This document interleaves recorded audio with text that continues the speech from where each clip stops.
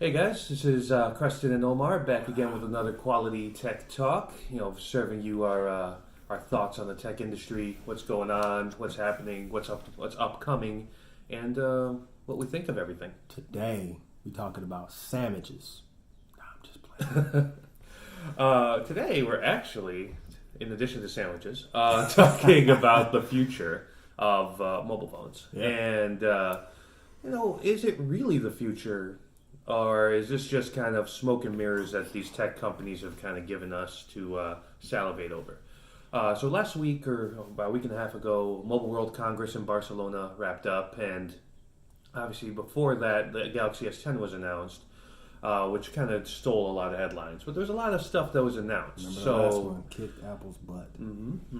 And so obviously foldable phones are the big story. Sony has a new phone with some crazy aspect ratios. I think it's pretty sweet. The Nokia has a phone with 5 cameras on the back, and LG came out with a phone that reads your blood vessels by hand. So what are these phones? I mean, are they worthwhile? Are they just gimmicks? Well, go ahead, Chris. So the Samsung, you got the Samsung foldable phone, Samsung Fold, sorry, Yeah. and then you have the Mate X, right? Yes.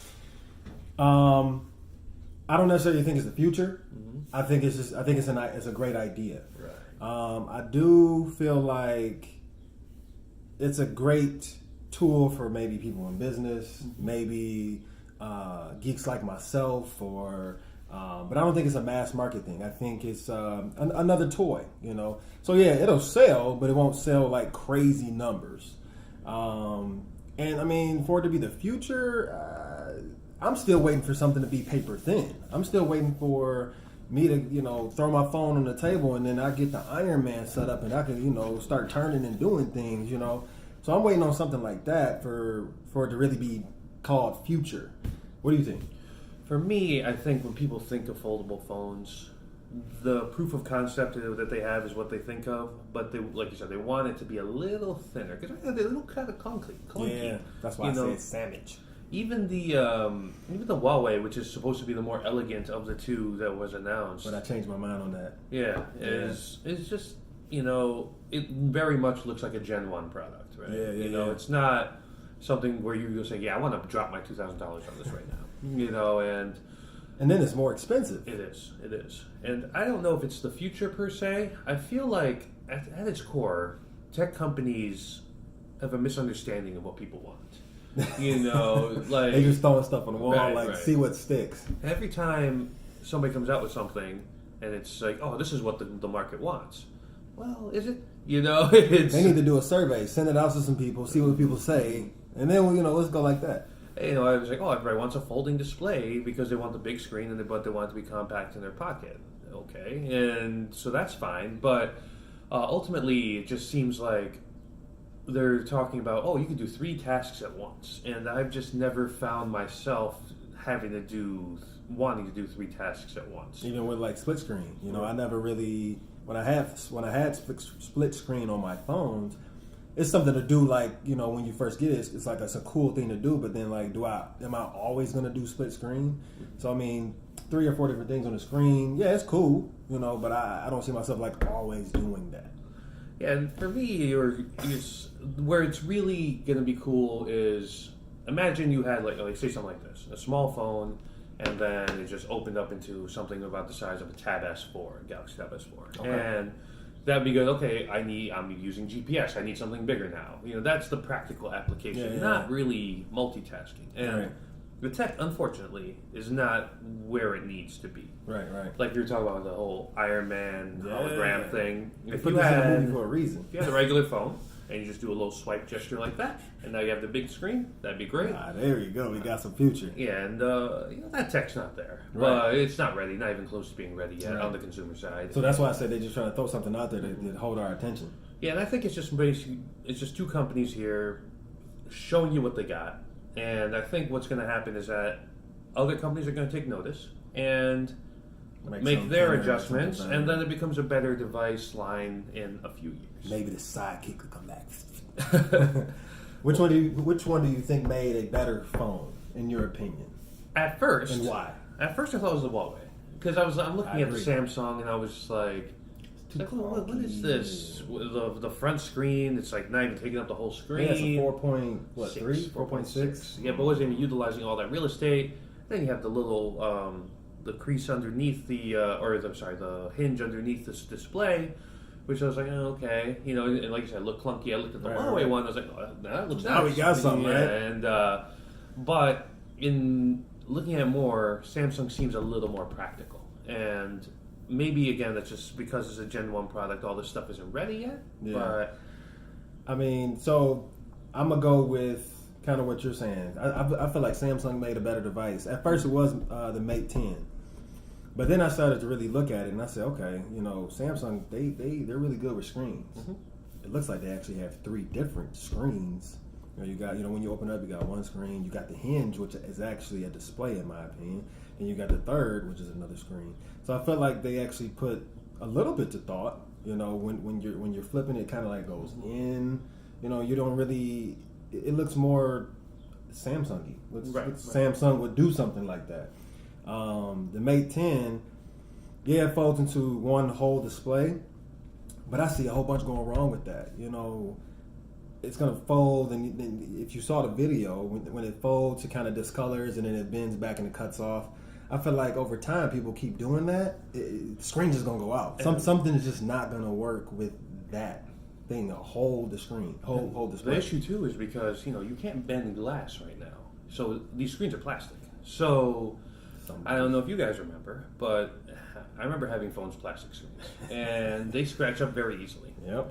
The colors are not going to be as good. Right. Now, obviously, plastic OLED is a thing, and it's a lot better than what it was back in the day. Right. However, it just makes you kind of wonder. It seems almost like a downgrade. We're so used to tapping on glass and interacting Who has with the hardest glass. glass and drop test and all that? Are they gonna do a drop test with this? Yeah. I want to see that. So I think eventually these ideas are gonna be turned into something else.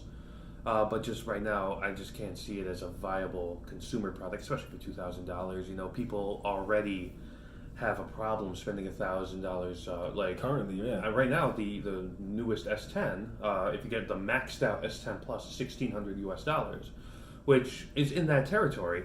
And it's funny to me because that basically is the perfection of the modern smartphone, right? Okay, right. Whereas this is the beginnings of maybe tomorrow's smartphone, and for relatively similar prices.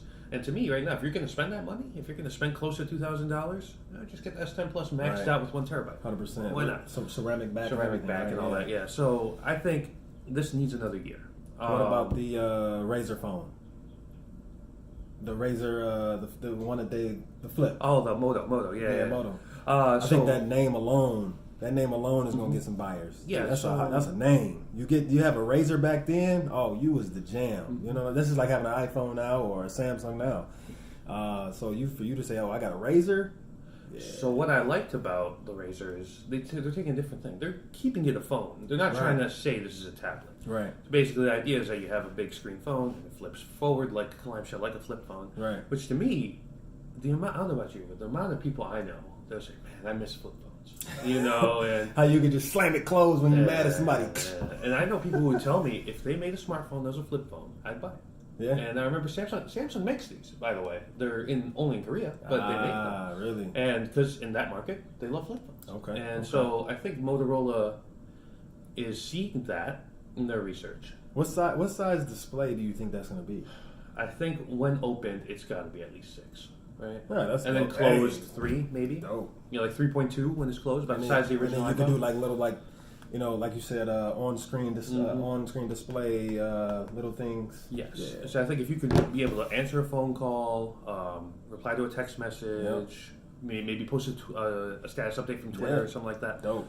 From the small mode, and I think people would like that. And Okay. then when you want to interact with it more, you just flip it open, and there you go. Yeah. And I'd be interested, and especially I'm interested to see how Lenovo/Motorola prices that. Yes. Are they going to breach the 2,000 mark, or maybe they have a little sense and around 1200. Based on the specs you just said, I think it's going to stay around what we got going on right now. I don't think it's going to go past. It can't go past 15. Right. And to me, I don't think so. Something like that. I mean, you think also about it. Microsoft for years have been like talking about a Surface phone. Ooh, right. We were talking about that at work earlier last week. Surface phone would be dope because the surface itself, the material, the way it's made, magnesium, and oh all that. Yeah. Man, you make a phone out of that. So, and it's all this whole opening thing where everybody kind of, it's what all these industries have been doing, making these hybrid devices. So what we got to figure out as consumers is, what do we want? Right. Do we want a big phone that can become compact, which kind of seems really appealing to me as somebody who enjoys smaller devices, or do we want a relatively large screen device that turns into a bigger tablet? Or do we want some Iron Man stuff? Then, And yeah, so I think Moto has the right idea. If they actually, now the rumor is it's going to come out in August. So time will tell. Like we said to each other, you need somebody to come out with something so somebody can make something better. Go back to the drawing table, like, okay, Samsung and Mate X did this. What can we do different? And so that's all we waiting on. Yeah, and with Samsung and the Mate, you kind of wonder, like, what's the practical use of folding into a larger display, right? Like, is 6 inches not enough, right? That's what you're doing on the phone. That's the other thing. I mean, you got the Note at 6.3 or 4 inches. Yeah, 6.4. What is the fold going to be? So I believe 4.6 when it's closed. When it's opened, I believe it's 9, 8 or 9 inches, maybe, or 7 inches. I think 7 point something. So that's my thing. Like, you're only going slightly bigger than a Note, or I mean, I don't know. We'll have to wait and see. Yeah. What do you think about Nokia 8, LG G8, Sony Xperia 1? The Xperia 1, I think that's pretty dope. So, also Mobile World Congress, Nokia, LG, and Sony came out with their new phones. So, you mentioned the Xperia. I'll start with that. At first when I saw that, I'm like, what is Sony doing? Because if you guys haven't seen it, the Xperia 1 is a different aspect ratio. So, a little backstory. Before, like in the age of the Galaxy S5 and all those phones, the dimensions were 16 by 9, which is a traditional widescreen format that you see on a lot of laptops. Right. Then they decided, well, we got to make it more one-hand friendly. So we'll do 18 by 9, which is just going to slim it up a little bit and make it a little longer. And with all the social media apps, everything was in portrait mode. It made more sense.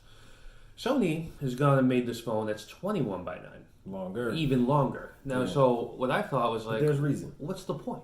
And the real point is that's how cinematographers take video with their phones or with their devices. It'll be a good prop for them for producers to use, while they're producing. But even still, I mean, you got people like me. I'm a movie buff. Yeah. So like, if I can, sit down and watch it and watch a movie in Sony's. From their OLEDs or their TVs to an actual phone and it actually be a display, you got something right now. Now, I will say I've liked what Sony's been doing with their phones the past couple of years. They kind of are largely written off as just a company that doesn't get it. That they had too many bezels and they had too many this, but they're one of the few companies that still has a dedicated camera button on a lot of their phones. Other fingerprint sensors, their software is generally close to stock Android. They, outside of Google and the Android One program, get the updates, I think, the fastest. Okay. And so that's, a big plus if you're somebody who values constant updating of your phone. I'd like to see one in person. I would too. Now, speaking of Android One, that brings me to the Nokia 9. Which was a device I was incredibly excited about. Me too. Being a photographer, that I think I'm pretty good. So for me to see a phone with how many cameras? 5 cameras. 5 cameras. Each one of them do something different, but merges them together. Yeah. So there you got 5 12 megapixel sensors, 2 color, 3 black and white. And now the purpose of this is everybody's like, oh well, I could do black and white photos on my iPhone. Who cares, right? The idea of having a dedicated monochrome sensor, let alone 3 of them. So when you're taking a black and white photo through the camera app, it's going to give you richer detail. Now, a lot of this stuff kind of goes over a lot of people's heads. Most people just want to take the phone, shoot, and call it a day. Yeah, so this won't be I think there'll still be like a large amount of people buying it, but I don't think it's going to be like that average consumer. As someone who tried to buy it, with it being sold out, a lot of people are trying to buy it. So I think they had the right idea because they're just going back to what Nokia always was. Yeah, with Nokia their, like, 40 megapixel cameras. Always and all that. have good cameras, Yeah, right? That's yeah. kind of their reputation. Two things you always associate with Nokia: build quality, like the 3310 from back in the day, and having excellent camera technology on their smartphones. Speaking of back in the day, you remember the flagship store that was downtown Chicago on Michigan Ave. I went there to buy, I forgot which one, but it had a whole bunch of, I think it had a QWERTY keyboard, I forgot. But Yeah, I did the same thing. I took a yeah, trip to going into Chicago. that store was actually an experience. Yeah, it was amazing. Yeah, I Yeah. loved it. And I remember I bought the E72, one of my favorite phones, like the little BlackBerry wannabe, running Symbian. If anyone remembers that operating system. Side thought, what is your favorite phone of all time That I've ever used. ever used? Okay. I got two. One that I just enjoyed using a lot. It was actually a Windows phone. Okay. HTC 8X. Okay. Polycarbonate back, Beats by Dre audio, front firing speakers, beautiful LCD display. Okay. Obviously, huge bezels for the time, but the camera was actually really good. And it's wireless charging built in before wireless charging was a thing. Yeah, and I love that phone. Excellent battery life, just felt great in the hand. Okay.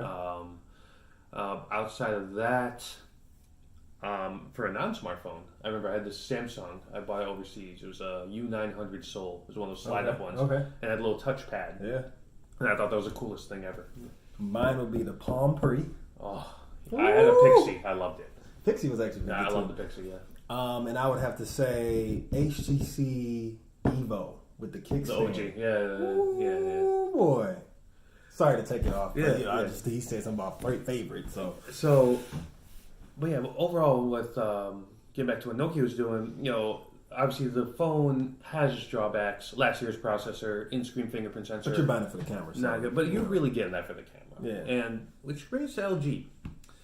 The G8 is an interesting device. different approach to security. Yeah, so what it is it has this dedicated camera sensor on the top. They call it the Z camera. And the idea is you put your hand over it, it reads your blood vessels and authenticates you that way. A little slower than the fingerprint sensor, Yeah. but Software could fix that, but maybe. pretty cool. Yeah. Also, motion gestures. So you would twist your hand one way or the other to do certain tasks. Whether Kind of like what phone? like the Galaxy, Galaxy S4. Yeah, that's immediately what I thought of when I first saw this device. Which I thought was cool back then. I mean, you could like put your hand over it to like wake it up, or you can like swipe over to like do a screenshot, or you can answer calls, Right. send text. Like it was pretty cool. And the S4 to me was just the most Samsung Feature-packed. phone. Like, It's like boom, here's boom, every boom, feature boom. we have in our lab. Have Yeah, it. yeah. And I think that's what LG's kind of doing here. They're trying to give you some new feature, a new way to interact with the device. Right. The sad thing about it is it's kind of getting mocked online, but it has some other features that are actually really cool. The screen being a speaker, Whole screen of speaker. it's just pretty cool. Obviously, they've always had good camera lenses, especially on the ultra wide side. So that's still a Speaking thing. of speaker, they have like this awesome DAC, right? Yeah, very high quality DAC. So if you're plugging in wired headphones and you haven't embraced wireless headphones at all, it's probably the best listening experience you'll have on a smartphone right now. Yeah, that's a 50-50 thing because a person like me, I've always ever since wireless started, I'm like wireless everything, and so like I haven't even went back to plug in anything that unless I got to charge my phone. Yeah. And anybody that's had a HTC M8 or M9 or HTC 10 or any of these LG phones with the DAC, there's a difference. Yeah, okay. I might have to nibble and dabble in that. But ultimately, that's the sad thing about it for LG is that they still haven't recovered from the G4 and all of its boot loops. And they're trying to do something and just constantly being outclassed by Samsung. Whether it's just the marketing budget or whatever, LG just can't seem to figure it out. So with these three phones, we got three companies that are very well known. Nokia has this reputation. LG makes everything, so everybody knows LG actually really works really close with Google. That's an awesome thing in my opinion. And Sony, has been around forever as well, and they're all struggling on the phone side. Of the three companies, I feel Nokia is probably in the best position to succeed. They're using all their phones are using Android One, so you get the stock Android experience now, quick updates, and Check out Android One. It's actually pretty dope. It reminds me of when Nexus used to take the other manufacturers like Samsung and HTC and put their stock software on there. Oh man, they should go back to that. Yes. You hear me, Google? Made by Google. Do that. Come on. But ultimately, I think none of these devices seem like mass market devices. Nah, Like, just there's people who are going to buy yeah, them. of course. To say I had it, not to add a little bit more time to this video, but I remember I got on the elevator with somebody a few months ago, and I saw his phone, and it was the Essential. Yeah. I literally saw his phone, didn't even ask him what it was, and I was just like, "That's the Essential phone, isn't it?"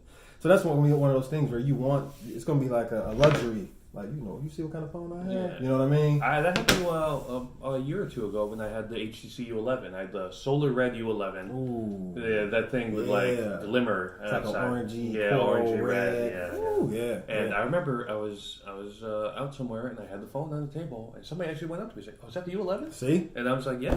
It's And, one of those things. There's an aspect to that. Whereas you Yeah. have the Galaxy or the iPhone, everybody knows what Galaxy. But then you got something different. It sparks interest to people that don't know or people that do know, and it starts conversation. So they'll be okay. Oh yeah, I mean, I think LG probably is the closest to a mass market device of all these, but again, with the gimmicks. Yeah. So we want to actually thank you guys for Thank you for watching this video and watching our last video. For all the people that watched that, we really appreciate it. Got a lot of good feedback, a lot of good ideas for new videos. So we got a bunch of stuff coming up. We're trying to get 2 videos out a week to you, bare minimum 1. Schedules permitting, of course. And we're just having a good time talking tech with you guys. Obviously, anything you want to see or any thoughts you have, let us know. We're always open to open discussion and criticism and all that good stuff. But it's Omar Creston here with another Quality Tech Talk, and we'll see you guys in the next one.